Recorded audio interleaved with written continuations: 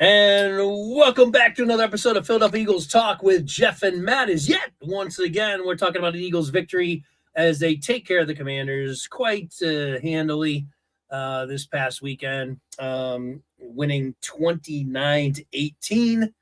And before I turn things over to Matt, our predictions for the game.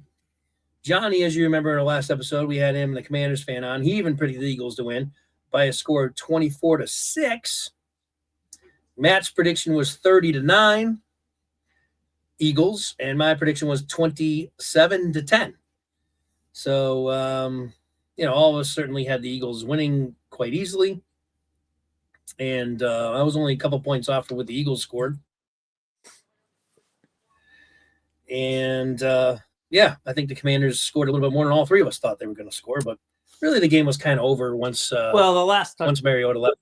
Yeah, the last touchdown. I don't even remember how they scored. To be honest with you, I'm trying to remember too how they scored that. Yeah, I was at a neighbor's house, and I was surprised looking at the score at the end and being like, "Wait a minute, 18? When did they even grab another?" I mean, we were just doing shots and drinking at that point, and I'm like, I don't even. How's it 18? Like, when did they score this late touchdown? I really don't remember. So that tells you how meaningful that last touchdown must have been. Maybe it was complete garbage time. I really don't remember. Anyway, that was the final. Eagles win pretty handily, 29-18. Play very, very well. Now, again, hard to get too excited. It's hard to get too excited. You got to keep things sort of, at base level here. But at the same time, you almost saw the Raiders upset. Who did they play this past weekend? Denver. The Raiders played Denver? Yeah. Yeah, and they almost won. Right? Mm-hmm. Well, Rashad Jeanty they almost won that game. They only lost by all season. They lost by a field goal.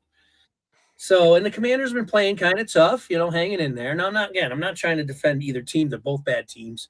But the Eagles have really, done what they're supposed to do, and that's dominate both of them.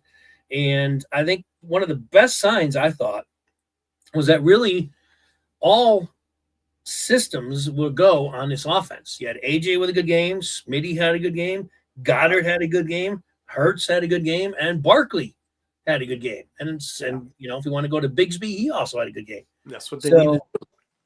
That was a good offensive. I guess we're showing signs offensively. It's not against juggernaut defenses, but the Eagles were struggling against bad defenses early in the season.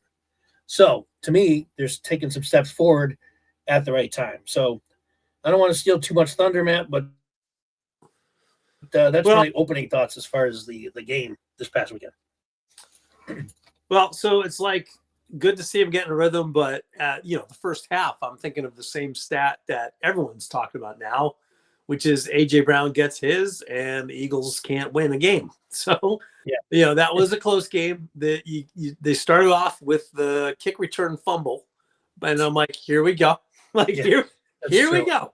A game we should win, and just go into the last game, last two games of the season with a little bit of chilledness, knowing that we're in the playoffs and we clinch the NFC East, and here we go. It's going to be tough. It's going to be tough. And if Mariota stayed in the whole game, this would have been tough. At least tough. Yeah, he was playing pretty well. That's true. Yeah. Now the awesome thing is, I'm really curious to see what Carter's shoulder is going to be like when he returns, because this defensive line is playing fantastic without him. So it's almost like, we don't need you back as quickly as take another 2 weeks now that we've got the NFC East wrapped up. Just be healthy for the playoffs. Outstanding performance by the defense once again, even though offensively the team really had nothing once Josh Johnson had to come in. Plus the Eagles, the Commanders are still highly injured on offense. They still, Terry was still catching his, it seemed like. He's just good player against the Eagles. But yes, good to see everybody active on offense. And they really did crank it up against that defense in the second half. So, including the 2-point conversion, which people were making a lot about that. Including we're definitely going to talk about that. I don't know if I want to get into it now, but I'll give you my take on it. But you want to talk about that right now? Now, because I'm sure, that's been a hot topic all week, at least down here. And I'm like, luckily, is the Virginia, Washington fans down there, the radio stations, are the fans echoing the sentiments of the head coach? No. Or are they saying, come on, man, we're talking about one extra point here? I mean, No. I'll give you my take on it in a moment, but what are they saying as far as the fans? The fans don't care at all. Okay. They're thinking that That's good to is know. a little bit being a baby. Okay. But it has been the talk of like in a couple of days here. So well, that's because Dan, I don't know if you saw his comments. Like Quinn went on after the game and said, we'll play these guys again in 2 weeks if they, basically like, well, if they want to sit there and try to run up the score, we see them again in 2 weeks. Right. It's a point. Going for an extra point is running up the score. And it's not just an extra point. It's a point that made it a 2-score game instead of a 1-score game. So deal with it. Right? Like you play to win the game. What did Herm Edwards say? You play to win the game. Like that's a play call that Sirianni's trying to make sure that we're not going to lose this game. And we've seen enough. Yeah, honestly, I didn't think.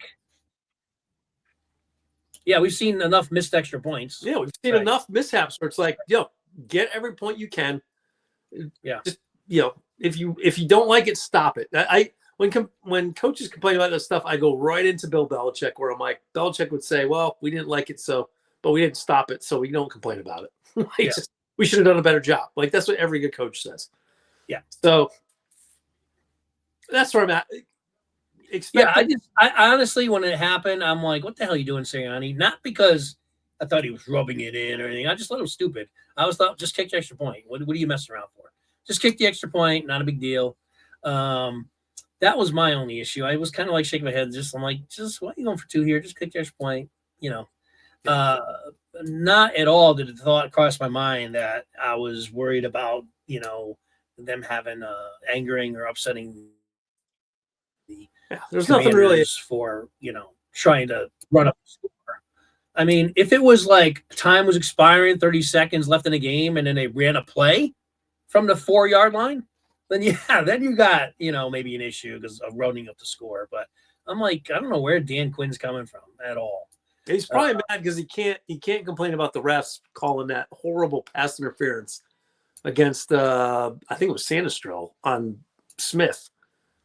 That was a bad call. It was a BS call. Like I saw another one tonight with a BS pass. I mean, if you're gonna call that a penalty, they should have threw the flag when he briefly held onto his arm. He did hold on to Smith's arm early on in that play, but then let him go, and then they threw the flag later in the play, basically when the ball was being thrown on him. Like, that part of it's not pass interference. Now, and flags used to be thrown because it's like an instinctual thing. You saw it, the first impression hits you, and you're like, flag, and you chuck it. And if some other ref comes in and disagrees with that, that's fine. Yeah. They can pick the flag back up. I have no problem with that. But I hate these flags that are coming out 5 seconds after the play ends, and you're like, now there's a flag? Like, so you had to think about it for so long. Like, what are you doing? You're watching replay. You're right. It should be, that's a flag. There it is. Right. Then it'll be egregious enough. If that made you take action and throw it, that means it's probably going to be egregious enough to make it a real call. But some of these other play, like there was a pass interference call tonight against the Niners that was in the same light. I'm like, that's not pass interference. Not in the way that it used to be. Like, well, let these guys play. So that's my opinion. Good win because we needed it. It wraps things up. I'm still curious to see what they do with Buffalo. Even if they didn't wrap it up, the Cowboys lost anyway. Yeah, right. And your Cowboys are just inexplicable. I don't understand why they keep in games. They can look so good, and I don't want to say good, but I mean, certainly offense, they have explosive firepower. And the offense was carrying that team for a few weeks when they kind of started making things interesting. Their defense is horrible, and it has been all year. But even their offense sometimes just kind of, terrible. I don't know what's going on with that team, but it's as long as Jerry continues to be owner, we're in a good spot. That's all I say. I agree with that. So good win for the Eagles. They clinched the NFC East for the first time since the Eagles and McNabb era when it won it 4 times in a row. It hasn't been a repeat champion in the division since. So over 20 years of a new winner every season. So now the Eagles recapture and kind of carry that flag again going into next year, where they'll now be repeat NFC East division champions. What's funny though, it's Cowboys and Eagles, Cowboys. for like most of that 20 years. And then you sprinkle in the Giants once or twice, then the Commanders once, maybe. And it's like, how dominant has the NFC East been? It's been Eagles and Cowboys. So that rivalry is going to continue to build. And it used to be, I mean, if you ask Cowboys fans who's the bigger rival, they usually say Commanders, like Cowboys and Commanders, Redskins, Cowboys and Indians back in the non-PC days. Yeah. But if you look at the true rivalry of skill going on, it's Eagles-Cowboys now. It's been 20 years of Eagles-Cowboys. So even the Commanders are kind of getting pushed aside in that. Same thing with Eagles. So. And the Giants, like, once again, as bad of a season they had last year in terms of wins, they may finish with less wins than they even had last year. Right now they got 2 wins, and one of them is actually against the Eagles, which is crazy. Kind of fun. I don't even know what their other win is against, but one of their wins is against the Eagles, which is hilarious. It's unbelievable. The Eagles were absolutely manhandled that game. They really didn't show up. I don't know what happened that game, but man, they were just. I mean, the Giants pushed them around. Yeah, I believe it was a short week, but they just couldn't. They dominant Giants win. It was. But anyway, all right. So let's some other notes I have about the game. Jordan Davis.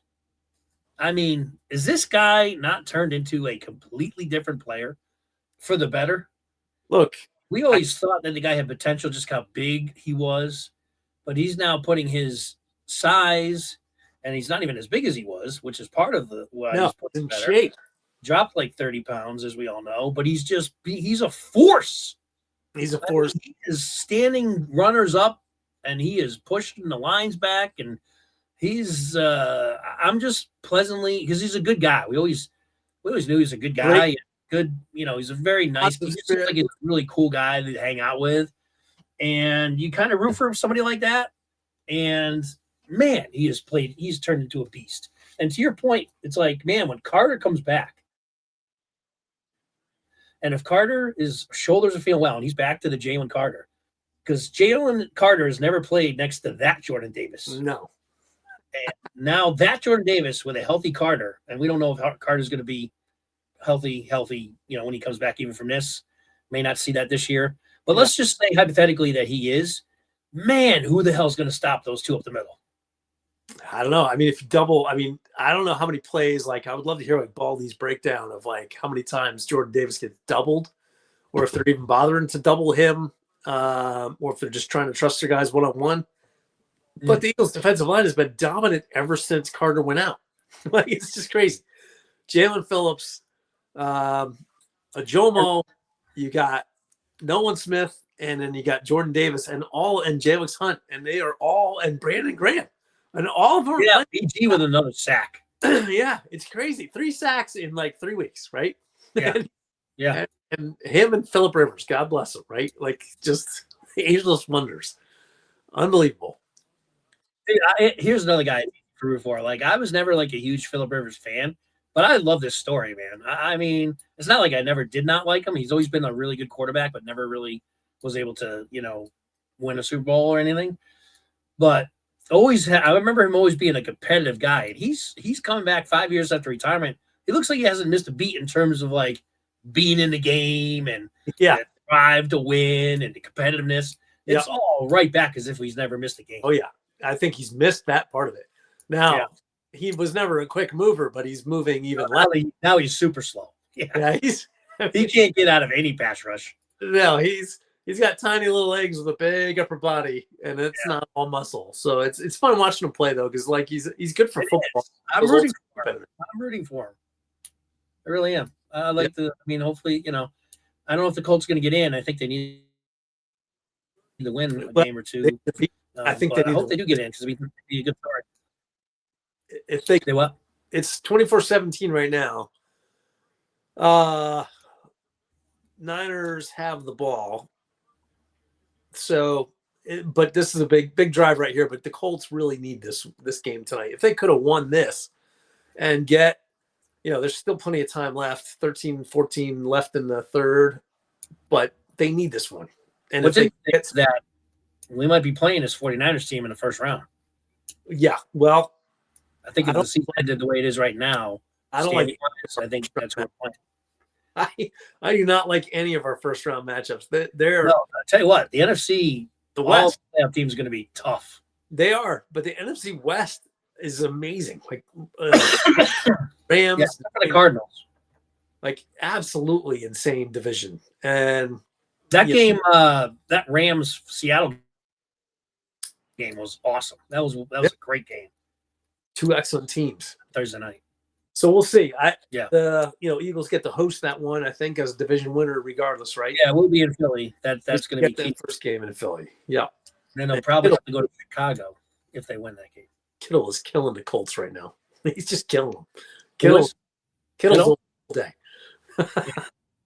All right. So now a couple other things out of the game, other than Jordan Davis just being as impressive as possible. Nakobe Dean got injured again. So I guess it's a hamstring. So I haven't heard. I heard it's not serious from Ray Didinger said he heard it wasn't serious, but they haven't said anything about it yet. But he's a pretty good source, so he got some insight that he shared that he heard that it wasn't that serious. But he might, who knows? He may miss a week or two or whatever. Hamstrings can be tricky. That's the thing about Kobe Dean is that, man, as good as he is, he does seem to be injury prone, Yeah. Good time of the season, though, for the Eagles to absorb an injury or two right now because you got the rookie coming back in. He started several games before Dean came in, Jahad Campbell, and now sitting on the bench and watching Dean play. Let's see what he has over the next two games going in for him. That's a good thing, like you said. I mean, he's a good replacement, when Dean goes down. So I don't know how they miss a little bit, I think, because Dean's just so quick in reading everything defensively. But I mean, we've seen some really good signs from Campbell as well. He's shown some really good flashes this year as a rookie. Cooper DeJean with a pick. Did you see the celebration, by the way? Yeah, John Cena. He's one of the last wrestlers I do these days because I completely stopped watching. But I get retired recently, and there was a big thing with his last match and all that stuff going out. So yeah, he was doing like tribute to John Cena. Yeah, paying some homage to John Cena. Cooper's just great. It's just fantastic. Yeah. Brock Purdy threw another touchdown, by the way.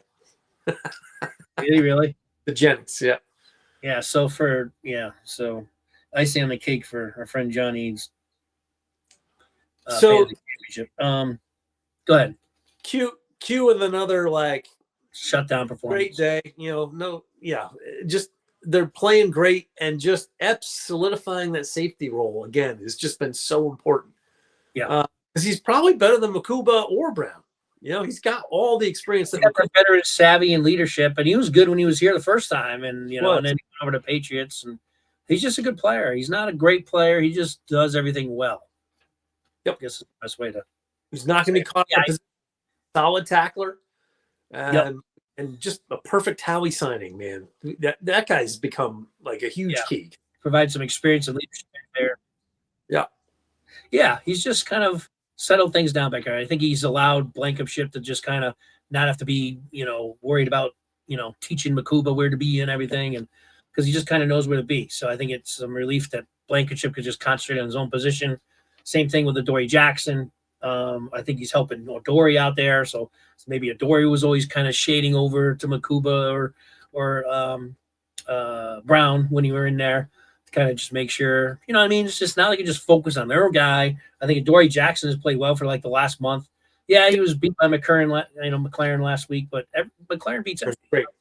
Yeah. McLaren beats good corners. So, and he wasn't burnt. He was there. McLaren made a nice play. Yeah. But I think overall, Adoree Jackson has shown some really good signs over the last month or so.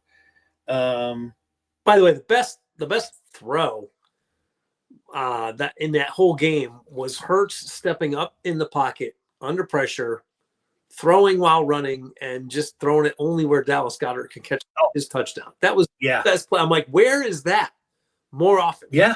When Hurts runs out to the side, we've said this for years. He's done. He got nothing out there. He might get 4 yards. Hope that someone squeezes open, or otherwise just throws it down the sideline. But if he moves up, just take a step forward. Yeah. Then you still got all the pass plays in front of you, and that's what resulted in that throw to Goddard. And that was just a money throw, and probably one of the more athletic. It's weird with Hurts because watching him this season, whenever he does run, he looks like a clumsy runner these days instead of like an athletic runner. I don't know what it is or how to describe it. When Lamar Jackson leaves the pocket, he doesn't look like Hurts. Well, I think part of it is because he's just a bigger framed, like he's more muscular. He's not like he's not like JD, you know. Yeah, he just he's not like you said, Jackson. Something other. Yeah, but you're right. He does look kind of like he's ready to trip at any minute. Yeah, it's just somewhat uncoordinated. I don't know what it is. I don't know if that's because we're Cunningham fans and the Eagles fans, you know, but like. Right. We saw Cunningham and Vic play for the Eagles, but Cunningham, Vic, and McNabb when he was, you know, before he got again. McNabb was another guy that 4 or 5 years in got really bulky. Yeah, and then all of a sudden the running skills left. Right. Yeah, interesting thing to say, but Hurts played a smart game. Didn't play hero ball. No, and that's the thing. You know, just what you were saying about how we've seen him do that kind of stuff over the course of his career. Really, I mean, especially like the last 2 or 3 years. We've seen him do those type of things or make certain throws, and then he'll get away with it going 3 or 4 games when he's just not doing it. Not paying attention to fundamentals. He just runs outside the pocket and throws it out of bounds, stuff like that. That's where we just get so frustrated to have these videos like we did 3 weeks ago when we were just berating him because we're like, what is going on? I mean, come on now. So that's where I think the frustration comes because we've seen that he can do it, you know, and that was a great throw. That really was an awesome throw. So good you brought that up, pointed out. All right, let's move on to we talked about how, you know, all the good. Let's talk about the not so good. Okay, well, there's one spot. I'll also mention how the Eagle fans that are just, it's almost like they just can't wait to exile Jake Elliott. Yeah. There's another smattering of fans. I don't know if you caught it at all, but during the game, after the game, we got to get rid of this guy. I mean, he's a bum. He sucks. And I'm like, yes, he's obviously struggling right now. I mean, I don't think I've ever seen him miss 3 kicks in a row. I can't even remember in his whole career seeing him miss 3 kicks in a row. Yes, he seems to be struggling right now. But what are you going to do? Is there an answer right now? No. In the league? Is there some guy you can, you know, sign right now? It's going to be better than Jake Elliott. What are you doing? You're not going to get rid of him. No, because there's other teams. And plus, this guy has proven time and time again, when it matters most in the playoffs, the guy makes clutch kicks. Yeah. I'm not worried about him. I have to say, maybe I'm a little more concerned than I was maybe last year when he was kind of struggling towards the end of the season. But then he played well in the playoffs again, as usual. Maybe I'm a little bit more concerned because apparently he's missed like 7 kicks in the last like 3 games, which is kind of weird because I'm like, I don't remember 7, but everyone keeps saying he's missed 7 kicks in the last 3 games. So that's true. That's not a good trend, but I'm still not really in panic mode about Jake Elliott. What's interesting about Jake is what really boggled my mind was he officially only missed 2 field goals, but he did miss 3 and everyone saw it. But I can't believe that the 2 missed field goals, the first 2 that he missed, were exactly the same kick. Like why? Like there was no adjustment. Like he kicked the exact. They went exactly the same place. Wide left by 3 feet. And it's like, did you correct it a little bit to the right? Right. Yeah, he kicked exactly. You're right. It went just about 3 or 4 feet to the left of the post. Yeah, and I was like, exactly the same one. The next. Actually, I think all 3 of them kind of went the same place. Yeah, and it's like, why? What? I don't get it. But he was just off. I don't think he's done. I don't know. Or calling for his head, he's been there every time. It's these Eagle fans that drive me nuts when I see that. It's like that being said, though, he gets an F for the game, right? Oh, so, yes, no doubt he gets an F. Horrible performance, right? And God, I hope he's got that out of his system now. But no, another kicker. There's 2 or 3 teams out there. The Colts are one of them. Unlike their 4th kicker because they've had 3 injuries before. So and they're not the only team that's on kicker number 3 or 4 this season. So. Who else is out there? Nobody. Like there is nobody out there. Even the backup kickers of the last 3 years are all playing football right now for some team that got 3 or 4 injuries before they got on the field. So no, there is nobody better than Jake Elliott. It's not. They're, the old school strategy of saying you're going to bring in some puts competition. I'm like, that's bullshit. Everyone would know that. Like, just let Jake work it out. Like, he'll be fine. Yeah, I agree. And especially since there's no answer anyway. It's like, what are you going to do? So just stop your huffing and puffing, cut Jake, and get rid of this bum. He sucks. We're going to need him. So let's support the guy. Let's not throw him in the trash. I mean, especially what he's done. If anyone deserves a benefit of the doubt on his team, it's Jake Elliott, for Christ's sake. Just calm down. My God. So one other disappointing thing I'll say in the game was why was Tank Bigsby not even getting a touch in the first? That was driving me nuts. Like, I'm telling, we said it a couple weekends ago, or a couple shows ago, that I'm like, I want to see 15 carries a game and take some of that pressure off of Barkley to have to. I think Barkley is actually, what I think is wrong with Barkley? I think he's trying to live up to what he did last year. And I'm like, you don't have to, you just need to run. And again, more hesitation from Barkley in the Commanders game of just step left, step right, waiting for a hole, and like, dude, he's tackled. Yeah. So it's like, Tank, you don't have that. So just put Tank in there. Give him at least mix it up. If you're not giving, we didn't see him until what, the fourth quarter? Yeah, and he got a touchdown, thank God, because I'm like, good, that deserves a freaking score. And who was super happy for him scoring was Barkley. Barkley ran all the way down to the end zone. It was the first one to celebrate well. Barkley was also one of the more pissed off players when the big brawl happened. He was, he wanted to get it. He like shoved the ref. He didn't get fined. Well, he probably didn't get fined because he's Barkley, but he was lit. He was pissed.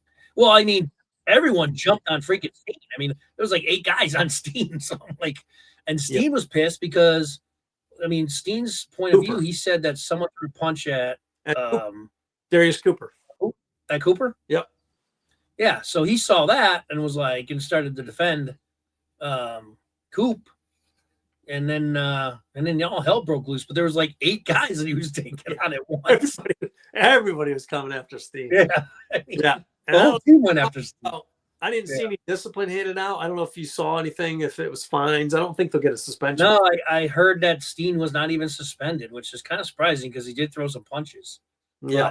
But, I read maybe an hour ago, and I think it was from CBS that said that there's no suspension for Steen. So apparently they let him go. Maybe it was because it was 8 against 1. I don't know.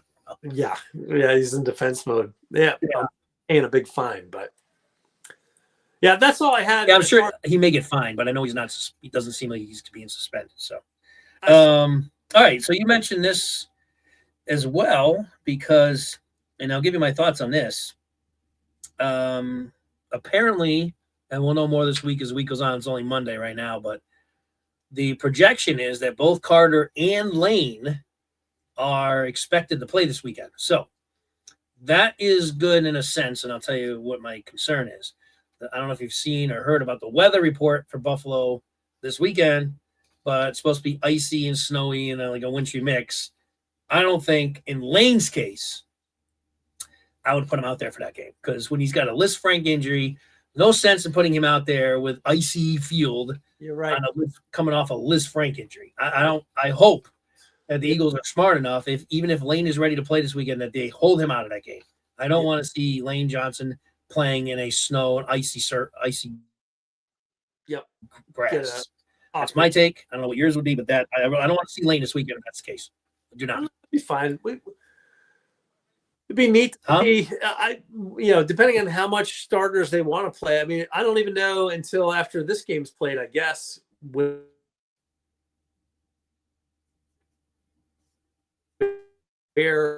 I don't think it matters because the Eagles already have their home game. I don't think they can get any better.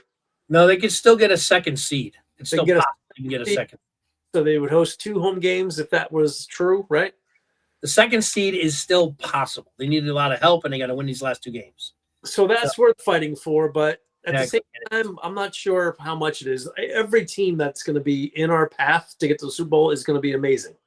So yeah, I just don't think that we don't need to put Lane out there in a icy, slippery condition when coming off a Liz Frank when you have Fred Johnson playing pretty well anyway. I just don't think it's smart to do that. my opinion. I think Carter, though, if he's ready, he needs to get back into game shape. So I would put Carter out there if he's ready to go this weekend. I agree. That's all I got on that. I think want to keep it around a half hour. We're at a half hour almost exactly right now. But I think you said you want to touch on quarterbacks before we end the show. So what are your thoughts on quarterbacks? Well, a couple of things. A couple of my my predictions or my take on a couple of guys being proven wrong at this point. But at the same time, I know one of them you're going to talk about. I heard you've been trashing this guy since his rookie season. Oh yeah, because I didn't see it. Nothing. I didn't see nothing. I know. No, you're right. You actually been right about him, but he's definitely turning the corner for sure. But before we get to that, there's a lot of talk and like media buzz about like, oh, the NFL has a quarterback development problem, that nobody's developing any quarterbacks and stuff. And I'm like, no, I don't buy into it. Well, a lot of it's because Phillip Rivers got signed. And, what happened to the, Richardson, and they can't develop him. And I'm like, yeah, but that's so microcostic, right? Like it's an isolated case with Richardson. 100%. Like, You've got Daniel Jones, who, wasn't getting developed in New York, but he goes to Shane Steichen in the Colts and he becomes like an all-star. So like, the good coaches are still there, and just because your team is suffering through not being able to develop a quarterback, or they didn't get the right coach. So Bryce Young, it's Canales running that team, and all of a sudden they have a quarterback speaker and good coaching going on, and Bryce Young is taken off, especially the last 2 or 3 weeks. But he had to recover from probably the lowest that any quarterback would be when he was benched last year. Basically going to be run out of town his rookie season. They wanted to just, they were calling him a bust. He was benched, and they didn't know if he'd never start again. And then he got another. Remember, he came on pretty strong last year. He finished the year strong. He upset a couple teams, was throwing for a lot of yards. He kind of showed some signs end of last year, and he's carried it into the season. Yes, and I'm proud of the kid, and he's still very young. 23 years old. And I was like, geez. He seems to be a class act, to go through what he's gone through, and the grind and bumps of being called a bust and all that, and being able to keep going and persevering through it all. He's easy to root for, Yeah. So don't tell me just because you're Cleveland Browns or New York Giants, don't tell me that other teams have problems developing a quarterback. Look at Brock Purdy, who's playing tonight. And Shanahan said when they had number 1 draft picks ahead of him, he was like, you guys actually can't play. I'm going to develop Purdy because he's the one that's responding to my coaching. And look at Mac Jones, who played for Purdy while he was injured the first half of this year. Mac Jones played really well. Another one. So I'm like, does the NFL have a quarterback development problem? Maybe, but I think it's just limited to a few really bad teams, to be honest with you. And the smart teams that have been bad have found the right coaches to go do that. And Trevor Lawrence is the other one that I was hugely like, this dude's a bust. He looks like Adonis, got the long hair. He's muscular as hell, athletic freak. Can't win a game. Can't put the ball where it needs to be. But then the last 3 weeks, 4 weeks, 5 weeks, they're on a 6-game winning streak. And he had a huge game a couple weeks ago where he threw for like 6 touchdowns and ran for another one. And playing under their new coach, Liam Cohen, is that his name? He just had a huge upset this past weekend. Yeah, and just rock solid. Like he took that game over. Like that's the first time I'm watching that game, and I'm like, he's taking that game over. Like with his physical ability, with the run, he just looks much more confident. He looks just more decisive, and he's always had a great arm, like you were saying. When they were comparing him, and this maybe goes to your point because nobody's Peyton Manning. I mean, that's such ridiculous comparisons coming out of college, but that's who they were comparing him to. He's the next Peyton. Yeah, Manning. Probably. So he had these super high expectations, and he did have a really good college career and had all those attributes. But I mean, come on, let's not call anyone Peyton Manning until they at least establish themselves in the NFL. And he had some struggles. I think his rookie year, he actually wasn't too bad. And then he kind of just dove and had 2 or 3 really mediocre, if not bad seasons. And this year he's really, he's really coming around. Yeah. And you thought Doug Peterson would be able to do something with him, but he couldn't really unlock his talent. And then they went through the whole Urban Meyer stretch of that year was just a toss away year. And it's just taken Lawrence just a while to develop. But if he stays where he's at right now with this good coach who's developing the quarterback, those 2 guys deserve all the credit in the world, Bryce Young and Trevor Lawrence, but also those coaching staffs. Yep. They know what they're doing. And I'm just saying, you have this Colts team that was able to develop Daniel Jones. And I think there's some bitterness there, and I don't know where it comes from that they're like, oh, well, you couldn't develop Richardson. I'm like, I think Richardson sucks is what the plain truth is, So Yeah, I think so. I think he is a bus player, it seems. yeah, we'll see. I mean, he's also been injured. He's the guy that took himself out of a game too. Like, I Yes. mean, that doesn't even show leadership from a quarterback. No. Was when he got too tired and left the game? Yes, he got winded and took himself out of the game before in my life. No other quarterback would do that. No. McNabb would throw up. McNabb would throw up on the field because he was tired and he wouldn't leave the field. Yeah. So just, I don't think there's a quarterback problem with developing quarterbacks. I think people do prove that they have talent, and these guys learn it in college. If you were a smart NFL team, you would grab quarterbacks that weren't these one-time wonders, but they played for a consistent offense that had as close to a pro set formation as possible, and let those guys play. Drake May, no problem learning as a young quarterback. Look at this entire quarterback class. I was thinking of all of them. Yes, Williams. I know it's got a chance to be one of the real good ones. Yeah, in a long time. But I was also thinking about Malik Willis. He was a guy drafted, top draft pick back by Tennessee. Another terrible organization, just seems to ruin quarterbacks. Goes over to Green Bay. Every time he comes in for Love, he's productive. Every single time I've seen him play for Love, he comes in and moves the ball and scores touchdowns. Yep. He did it again this past weekend. I don't know who the QB coach is in Green Bay, but Matt LaFleur, the head coach, like they saw talent that they could coach when clearly Malik is coachable. Right. If you got the right people, like there's not a problem. There's just one or twos, I think, that people are like, oh, they look at the Browns, they look at the Colts with Richardson, but the Giants, they have a problem. They have a big problem right now because Brian Dable, I believe, is a good developer of a quarterback. He just wasn't ever a Dart. Yeah. I mean, Dart shown some. I think Dart's shown some good attributes and ability, but he's also reckless. This guy's not going to last long if he keeps playing the way he is and taking these hits. He struggled mightily last weekend too. So he didn't look good last weekend. That's true. So we'll see. Minnesota's also got that type of defense where that defensive coordinator is very, he designs a lot of. He's a good defensive coordinator, is what I'm saying, and he does a lot of different things defensively. Especially as a rookie, he's going to try to confuse him. So that's a defense that would show a rookie quarterback that be trying to trick him and have design plays to kind of confuse him. And it definitely happened was the worst that he's looked all season. But I do see more positives in Dart than not. My only concern, if I was a Giants fan, is just the way he plays. He's just reckless, and he's going to end up like Tua if he plays like this, in his whole career. Yep. But So anything more on the quarterbacks? No, that's about it. You can't say the league has a development problem when you have the entire draft class of the first round last year, except for maybe Dart, playing extremely good football. Even McCarthy had a couple games, and he got injured. Yeah, he showed some flashes. Yeah, he got injured again, but he seems to be injury prone too. He left the game again. He left the game early too the other day. Yep.